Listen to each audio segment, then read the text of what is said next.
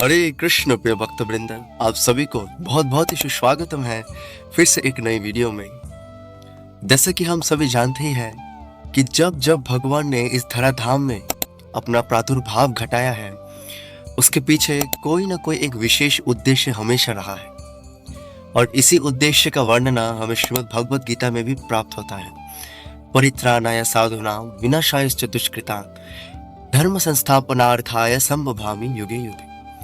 कि युग युग में भगवान इस धराधाम में अगर अपना प्रादुर्भाव घटाते हैं तो उसका मूलतः एक ही कारण होता है, और वो क्या है? परित्राणाय साधुनाम, अर्थात अपने प्रिय भक्त वृंद, साधुजन अर्थात भक्त वृंद, उनके साथ आदान प्रदान करने के लिए। विनाशायश्च दुष्कृतांग, वो भगवान का बोले तो सेकेंडरी पर्पस होता है, कभी प्राइमरी पर्पस नहीं। वे भगवान के बाकी विस्तार भी कर सकते हैं। विनाशायश्च दुष्कृता, और अगर विनाशायश्च दुष्कृतांग ही भगवान का मूल उद्देश्य रहता तो भगवान भगवत गीता में सर्वप्रथम विनाशश्च दुष्कृतांग ही कहते। परंतु उन्होंने सर्वप्रथम क्या कहा? उन्होंने सर्वप्रथम कहा कि परित्राणाय साधुनाम, अर्थात मेरे भक्तों का रक्षा करने के लिए, उनके साथ प्रेम का आदान प्रदान करने के लिए ही मैं आता हूँ। भगवान आते हैं। उसी भांति आज हम सभी हमारे प्रिय जगन्नाथ भगवान, उनके प्रादुर्भाव का जो बहुत ही मधुर जो लीला है, जो मधुर कथा है, उसका हम लोग श्रवण करेंगे कि कैसे उनके प्रिय एवं अनन्य शुद्ध भक्त राजा इंद्रद्युम्न के पुकार ने उनको बाध्य किया नीलमाधव के रूप से, दारू ब्रह्म के रूप में प्रादुर्भाव लेने के लिए। तो मुझे आशा है कि आप सभी अंत तक बने रहेंगे एवं जगन्नाथ जी के प्रादुर्भाव का जो ये लीला कथन है, इसको श्रवण करेंगे। तो प्रभु जगन्नाथ जी का जो लीला कथन है, यह हमें स्कंद पुराण के उत्कल खंड से प्राप्त होता है। बहुत ही सुंदर से वर्णना है कि सत्य युग के सूर्यवंशी एवं अवंती नगरी के परम प्रतापी एवं अपने प्रजा को प्रेम देने वाले राजा हुए, जिनका नाम था राजा इंद्रद्युम्न। वे ना ही एक प्रतापी एवं एक आदर्श राजा थे, बल्कि श्री हरि विष्णु के अनन्य शुद्ध भक्त भी थे। उनका केवल मात्र एक ही उद्देश्य एवं अभिलाषा कि कब उनके जो दो नेत्र हैं वे श्री हरि विष्णु के कमल चरणों का दर्शन करें। एक ही मात्र उनका यह अभिलाषा। और हम सभी जानते हैं कि सत्य युग में भगवान के साथ अपना संबंध जोड़ने का, उनके दर्शन करने का एक ही मात्र उपाय था, और वह क्या था? वह था लाखों सालों तक तपस्या, ध्यान करना। परंतु क्योंकि वे एक राजा थे, और हम सभी जानते हैं कि एक राजा के कंधों पर अपने परिवार, अपने प्रजाओं का दायित्व रहता है, उनके पालन का, उनके भरण पोषण का, इसलिए वे कभी बाहर में ध्यान करने का यह सोच भी नहीं सकते थे। परंतु उनका हृदय तो बहुत ही व्याकुल श्री हरि विष्णु के दर्शन के लिए। तो इसी एक दिन उनके राज्यसभा में एक तैथिक जो तीर्थयात्री होता है, उसका आगमन हो, और वह तीर्थयात्री ने कहा कि नीलाद्रि पर्वत पर भगवान श्री हरि विष्णु स्वयं नीलमाधव के रूप में विराजित है। अगर आपको साक्षात श्री हरि विष्णु के दर्शन करना हो, उनका सेवा करना हो, तो आप नीलाद्रि पर्वत पर जाइए और साक्षात नीलमाधव के रूप में श्री हरि विष्णु का दर्शन कीजिए। तो राजा इंद्रद्युम्न तो इसी एक समाचार के लिए व्याकुल थे। तो यह समाचार प्राप्त होते ही राजा इंद्रद्युम्न ने अपने राज्यसभा में एक बैठक बिठाई और अपने सभी मंत्रियों को यह आदेश दिया कि वे संपूर्ण जगह पर नीलमाधव का तलाशी करने के लिए निकल जाएं। तो उन्हीं में से एक थे राज्य पुरोहित विद्यापति। बहुत दिनों के लिए, महीनों के लिए तलाशी करने के बाद सभी मंत्रीगण लौट आए, परंतु अगर कोई एक व्यक्ति जो नहीं लौटा, वह था राज्य पुरोहित विद्यापति। तलाशी करते करते वे सवर जाति के राज्य में जा पहुंचे। थके हुए, भूखे हुए सवर जाति के राज्य में वे पहुंचे, और जो सवर राज्य के राजा थे विश्ववासु, उनके घर में उन्होंने आश्रय ग्रहण किया। तो जब विद्यापति विश्ववासु के घर आ पहुंचे तो विश्ववासु अपने घर में नहीं थे, था तो उनका कन्या ललिता। ललिता ने विद्यापति का अतिथि के रूप में बहुत ही सेवा किया, बहुत। तो बाद में जब विश्ववासु अपने घर पर लौटे और उन्होंने अपने कन्या के मुख से सुना कि हमारे घर में एक ब्राह्मण पधारे हैं, तो विश्ववासु तो बहुत ही प्रसन्नचित्त हुए, क्योंकि जैसे हम लोगों ने जाना कि विश्ववासु सवर जाति के राजा थे, अर्थात वे सवर जाति के थे। हमारे वैदिक शास्त्रों में जो वर्णाश्रम धर्म का उल्लेख हमें मिलता है, 4 वर्णों का, 4 आश्रमों का, 4 वर्ण अर्थात ब्राह्मण, क्षत्रिय, वैश्य, शूद्र, ये जो सवर जाति आता था, यह शूद्र के भी नीचे वे आते थे। तो जो भी हो, तो इसलिए विश्ववासु तो बहुत ही प्रसन्नचित्त कि उनके घर में ब्राह्मण पधारे हैं। तो ऐसे करके दिन गुजरे। विश्ववासु एवं उनका कन्या ललिता दोनों मिलके विद्यापति का बहुत ही सेवा किया। तो अंत में जाकर विश्ववासु के अनुग्रह से ललिता का विवाह विद्यापति से हुआ।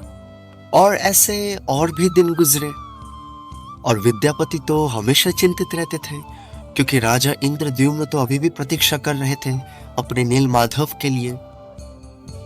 तो एक दिन विद्यापति यह नोटिस करता है कि विश्ववासु रात को कहीं गायब हो जाते थे, और जैसे ही वे सुबह आते थे तो उनके शरीर में एक अलग ही तेज रहता था। उनके शरीर से बहुत ही सुंदर चंदन का खुशबू आता था। तो ऐसे करके विद्यापति ने बहुत दिनों के लिए यह सेम चीज नोटिस किया। तो ऐसे करके विद्यापति ने अंततः अपनी स्त्री ललिता से यह पूछ ही लिया कि रात होते ही तुम्हारे पिताजी कहाँ गायब हो जाते हैं, और सुबह जैसे ही वे लौटते हैं तो उनके शरीर से एक अलग ही दिव्य रोशनी प्रज्वलित होता है, उनके शरीर में से बहुत ही सुंदर खुशबू आता है। तो अंततोगत्वा विद्यापति ने अपने अर्धांगिनी ललिता से वह राज का खुलासा करवा ही दिया। और वह राज क्या था? ललिता ने कहा कि मेरे पिताजी रात को नीलमाधव का आराधना करने जाते हैं। पास ही के जंगल में गुफा में नीलमाधव है, जिनका पूजा एवं आराधना मेरे पिताजी करते हैं। और वे रात को नीलमाधव का आराधना करने जाते थे ताकि किसी को भी कुछ पता ना चले कि नीलमाधव कहाँ पर है, और ताकि वे मुसीबत पर ना पड़े। और जैसे कि हम सभी जानते हैं कि पूजा अर्चना इत्यादि यज्ञ इत्यादि करने के लिए किसी को यज्ञोपवीत होना पड़ेगा, अर्थात किसी को ब्राह्मण होना पड़ेगा। परंतु भगवान का भक्ति, भगवान का सेवा इत्यादि करने का कोई जात पात इत्यादि नहीं है। अहो बत स्वापचो अतो गरिया न्यज्य भाग्र वसते नामतोभ्यम भागवतम, कि फर्क नहीं पड़ता कि कोई ब्राह्मण कुल में जन्मा है, वेद शास्त्र में पारंगत है, या चांडाल कुल में भी क्यों नहीं जन्म ग्रहण किया है, अगर उसके जीव के अग्रभाग में भगवान के पवित्र नाम हो, अर्थात वो भगवान का भक्त हो, भगवान का भक्ति करता हो, तो वह पूजनीय हो जाता है, गरिया पूजनीय बन जाता है। तो उसी भांति विश्ववासु था तो सबर जाति में, परंतु नीलमाधव का अनन्य शुद्ध भक्त, अर्थात श्री हरि विष्णु का अनन्य शुद्ध भक्त। और पद्म पुराण में भी व्यक्त है कि भक्ति केवल मात्र श्री हरि विष्णु अर्थात कृष्ण का ही होता है। दास भूतो हरिर एवं नान्यस्य कदाचन, ये दास केवल मात्र हरि का ही है और किसी का नहीं, नान्यस्य कदाचन। तो यही वो समाचार था जिसके प्रतीक्षा में राजा इंद्रद्युम्न थे।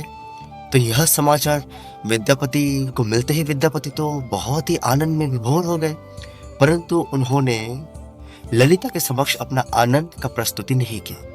उन्होंने फिर से एक अनुग्रह किया कि मैं तो अभी तुम्हारे पिताजी का जमाता ही हूं, तो तुम अपने पिताजी से अनुग्रह करो कि वह अपने जमाता को भी नीलमाधव के दर्शन करने ले जाए। तो पहले तो ललिता हिचकिचाई। ललिता कही कि अगर मैं मेरे पिताजी को यह कहूँ कि मैंने आपसे यह रहस्य का खुलासा किया तो वे मुझको जिंदा नहीं छोड़ेंगे। लेकिन विद्यापति के बार बार अनुग्रह करने से अब ललिता भी पति प्रेम के वशीभूत आकर वे बाध्य हुई विश्वासु से यह अनुरोध करने के लिए। और जैसे ही ललिता पहुंची विश्वासु से यह अनुरोध करने के लिए, तो पहले तो विश्वासु थोड़ा सा क्रुद्ध हुआ, परंतु अंततः गत्वा एक शर्त पर वह मंजूर हुआ। वह शर्त यह था कि विद्यापति के आंखों में पट्टी बंधा जाएगा और तब ही जाकर विश्ववासु उसको उस गुफा तक ले जाएगा जहां पर नीलमाधव विराजमान है। तो अगले दिन रात को विश्ववासु विद्यापति को पट्टी बंधे हुए ले गए, परंतु यहाँ पर विद्यापति ने एक चतुराई की। उन्होंने क्या किया? उन्होंने अपने साथ कुछ सरसों की बीज ली और जैसे ही वे अपना यात्रा प्रारंभ किए तो सरसों के बीज गिराते हुए वे आगे बढ़े। अभी विश्ववासु विद्यापति को लेकर नीलमाधव की गुफा तक आए और अपने जीवन के पहली बार नीलमाधव का दर्शन कर विद्यापति आनंद से प्रफुल्लित हो उठे। तो थोड़ी ही देर बाद पासी के बगीचे में विश्ववासु भगवान नीलमाधव के लिए फूल एवं फल तोड़ने गए। तो विद्यापति का नजर पासी के एक तालाब में पड़ता है। वह तालाब में एक कौवा प्राण त्याग कर जैसे ही गिरता है तो वह चतुर्भुज रूप धारण करता है एवं वैकुंठ को गमन करता है। अभी विद्यापति के हृदय में ऐसा भाव उत्पन्न हुआ कि मैं क्यों मेरा जीवन व्यर्थ गवा रहा हूं। नीलमाधव के दर्शन हो गए, मैं भी मेरा प्राण त्याग कर इस तालाब में कूद जाता हूं, मुझको भी वैकुंठ की प्राप्ति होगी। तो जैसे ही वे तालाब में कूदने गए तो आकाशवाणी हुआ कि विद्यापति, तुम वैकुंठ की प्राप्ति करने के योग्य तो हो, परंतु अभी राजा इंद्रद्युम्न नीलमाधव के समाचार के लिए प्रतीक्षा कर रहे हैं। तुम शीघ्र ही जाओ और उनको यह समाचार दो। तो थोड़ी ही देर में विश्ववासु लौटते हैं नीलमाधव के लिए फूल एवं फल तोड़ के। तो जैसे ही वे नीलमाधव के समक्ष पहुंचे तो भगवान नीलमाधव विश्ववासु से कहते हैं कि विश्ववासु, मैंने बहुत सालों तक तुम्हारा सेवा ग्रहण किया है एवं मैं तुम्हारी सेवा से बहुत प्रसन्न भी हूं, परंतु राजा इंद्रद्युम्न मेरे अनन्य शुद्ध भक्त मेरा प्रतीक्षा कर रहे हैं। तुम विद्यापति को जाने दो एवं राजा इंद्रद्युम्न को मेरा सेवा करने का अवसर प्रदान करो। यह सुनते ही विश्ववासु के लिए तो ऐसा था कि मानो उनका संपूर्ण जगत ही अंधकारमय हो गया, परंतु फिर भी उन्होंने विद्यापति को जाने दिया और विद्यापति अवंती नगरी लौट आए। तो यह समाचार राजा इंद्रद्युम्न को मिलते ही राजा इंद्रद्युम्न के नेत्र तो सचल हो आए। बिना किसी देरी किए वे निकल गए नीलमाधव को लाने के लिए। तो यात्रा करते करते वे सभी नीलाद्रि पर्वत तक पहुंचे एवं विद्यापति ने पहले जो भी सरसों के दाने बिखरा कर गए थे वह अभी सरसों के पेड़ के रूप में उग आए और उन्हीं सरसों के पेड़ को फॉलो करते करते राजा नीलमाधव के गुफा तक आ पहुंचे और यह पाया कि किसी एक तूफान में भगवान नीलमाधव अदृश्य हो गए।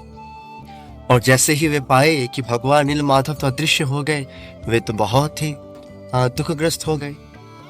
तो उसी क्षण एक आकाशवाणी हुआ कि हे राजन, तुम अपने राज्य में लौट जाओ और बहुत ही जल्दी भगवान दारू ब्रह्म अर्थात लकड़ी के रूप में आपके राज्य के समुद्र के तट पर आएंगे और उसी से भगवान का श्री विग्रह का निर्माण करो। तो हुआ भी कुछ ऐसे ही। राजा इंद्रद्युम्न अपने नगरी अवंती नगरी में लौट आए और उन्होंने पाया कि समुद्र तट में दारू ब्रह्म बहते हुए आ रहे हैं। दारू ब्रह्म अर्थात लकड़ी का टुकड़ा, दारू अर्थात लकड़ी, ब्रह्म अर्थात भगवान का यह विशेष स्वरूप बहते हुए आ रहा था। और कहीं पर मैं पढ़ भी रहा था ऑथेंटिटी सोर्स से कि यह जो दारू ब्रह्म है ये भगवान श्री हरि विष्णु का जो बाल है वही है। कहते हैं कि वैकुंठ से भगवान ने अपना जो वो बाल है वही यहाँ पर छोड़ा और वही बाल यह दारू ब्रह्म का स्वरूप ले बैठा। अभी राजा ने तो कई सारे सेनाओं को एकत्रित किया, हाथियों को एकत्रित किया दारू ब्रह्म को उठाने के लिए, परंतु कोई भी उठा ना सका। तो फिर से आकाशवाणी होता है कि अगर दारू ब्रह्म का एक हिस्सा विश्ववासु और उसका दूसरा हिस्सा विद्यापति उठाए तो फिर वो दारू ब्रह्म उठाया जा सकता है। तो राजा ने आज्ञा किया और हुआ भी ऐसा। तो ऐसे करके दारू ब्रह्म राजा के महल तक तो आया, परंतु विश्व भर के प्रसिद्ध कारीगर कोई भी दारू ब्रह्म से श्री विग्रह का निर्माण नहीं कर पा रहे थे। जब भी वे अपने अस्त्र चलाते थे वह अस्त्र टूट के बिखर जाता था। तो ऐसे ही एक दिन राजा के राज्यसभा में बहुत ही वृद्ध एक कारीगर आए, उनका नाम था अनंत महाराणा। और ये अनंत महाराणा और कोई नहीं, विश्वकर्मा स्वयं थे। तो उनका यह शर्त था कि वे यह दारू ब्रह्म से भगवान के श्री विग्रह का निर्माण तो करेंगे, परंतु जब तक श्री विग्रह का निर्माण ना हो जाए कोई भी उनके कक्षा में प्रवेश नहीं करेगा। तो राजा ने यह प्रस्ताव स्वीकारा एवं एक सेपरेट कक्षा अनंत महाराणा को अलॉट किया कि आप भगवान का श्री विग्रह का निर्माण कीजिए। तो 7 दिनों तक बहुत सुंदर राजा दिन प्रतिदिन आते थे, दरवाजे में अपना कान रखते थे और आवाज सुन पाते थे कि कार्य हो रहा है। परंतु 7 दिनों के बाद कार्य ऐसा लगता है कि कार्य बंद हो गया है, कोई भी आवाज नहीं आ रहा था। तो राजा को तो बहुत ही चिंता हुआ, क्योंकि बहुत ही वयोवृद्ध इंसान थे, कहीं कुछ हो ना गया हो, कहीं भूख प्यास से मर ना गए हो। तो राजा ने क्या किया, राजा ने दरवाजा खोल दिया और उन्होंने पाया कि हमारे जगन्नाथ स्वामी, बलभद्र स्वामी एवं सुभद्रा मैया के इनकम्प्लीट अर्थात अपूर्ण जो विग्रह है वह निर्मित खड़े हुए हैं। तभी राजा को तो बहुत ही दुखमन हुआ फिर से कि उनके वजह से भगवान का श्री विग्रह का पूर्ण रूप से निर्माण नहीं हो पाया। परंतु फिर से नारद मुनि का आगमन हुआ। नारद मुनि ने समझाया कि नहीं राजन, यही भगवान श्री कृष्ण का पूर्णतम महाभाव का स्वरूप है। हमारे गोपियों का प्रेम का आस्वादन करने के लिए जो कृष्ण हमेशा ललाहित रहते हैं वही महाभाव का स्वरूप है हमारे प्रिय जगन्नाथ भगवान।